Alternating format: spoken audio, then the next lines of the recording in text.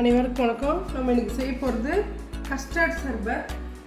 அதுக்கு வந்து ஒரு புடி பாதாம், ஒரு புடி முந்திரி போட்டுக்கோங்க.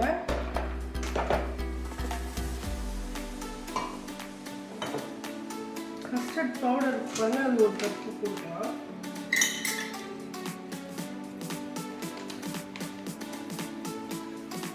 இந்த கஸ்டர்ட் பவுடர் ஒரு கப்பு போட்டுக்கலாம். இந்த பால் பவுடர் அது இதான ஒரு கப்பு போட்டுக்கலாம். அதே அளவுக்கு சர்க்கரை போட்டுக்கோங்க. ஒரு ஏலக்காய் 2, அதே மாதிரி கசகசா அதே அளவுக்கு போட்டுக்கலாம்.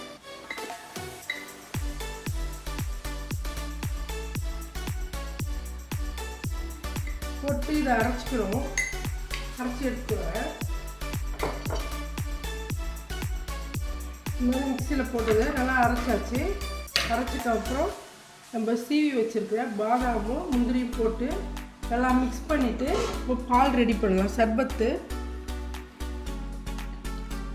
இது மாதிரி கொஞ்சம் பால் எடுத்து வச்சுருந்து நம்ம அரைச்சோம் பாருங்கள். மிக்சரு சர்பத் மிக்சர் இது வந்து எவ்வளோ நாள் வேணாலும் ஸ்டோர் பண்ணி வச்சுக்கலாம். ஒரு 3 மாதத்துக்கு இருக்கும். இதை வந்து 2 ஸ்பூன் போட்டு நல்லா மிக்ஸ் பண்ணிக்கோங்க. மிக்ஸ் பண்ணிவிட்டு பால் நல்லா ஒரு 1/2 லிட்டர் அளவுக்கு காஞ்சிட்ருக்கு. அதை போட்டு இது நல்லா காய்க்கணும். இது நல்லா கொதிக்க வச்சு நம்ம சர்பத் பழத்துக்கு கொதிக்க வச்சு ஆற வச்சு ஃப்ரிட்ஜில் வச்சுக்கணும். பால் நல்லா கொதிச்சிட்ருப்பாங்க. இந்த டைமில் நம்ம அரைச்ச இந்த சர்பத் மிக்சரை போட்டு நல்லா அதில் கிண்டி விடணும். அடி பிடிக்காமல் கொஞ்சம் திக்காக வரைக்கும் கிண்டி விட்டுட்டே இருக்கணும்.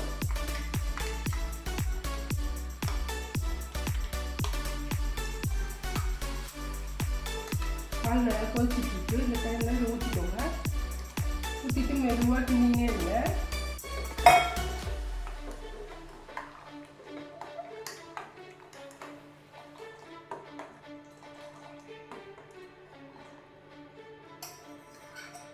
நல்லா திக்காகணும். திக்கானதுக்கப்புறம் நம்ம ஆற வச்சு ஃப்ரிட்ஜில் வைக்கலாம்.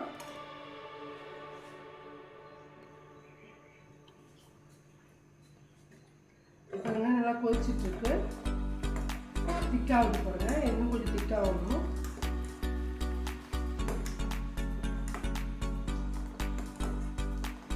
இதுமாரி போட்டு சர்க்கரை எல்லாமே அரைச்சி நம்ம எதுவுமே போட தேவையில்லை. அப்படியே கரைச்சி மிக்ஸ் பண்ணி நம்ம ரெடி பண்ணிக்கலாம்.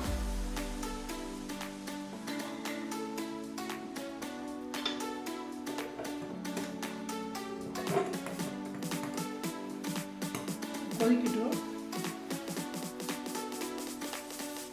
நல்லா கொதிச்சு திக்காக இருக்கு பாருங்க.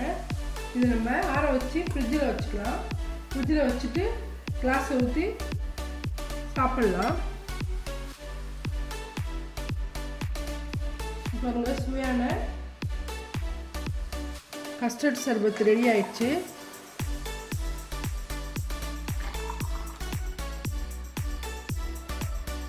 மேலே நம்ம இது மாதிரி நட்ஸ் ஏதாவது போட்டுக்கலாம். இந்த வீடியோ பிடிச்சிருந்தா லைக் பண்ணுங்கள், ஷேர் பண்ணுங்கள், கமெண்ட் பண்ணுங்கள், சப்ஸ்கிரைப் பண்ண மறக்காதீங்க. நன்றி.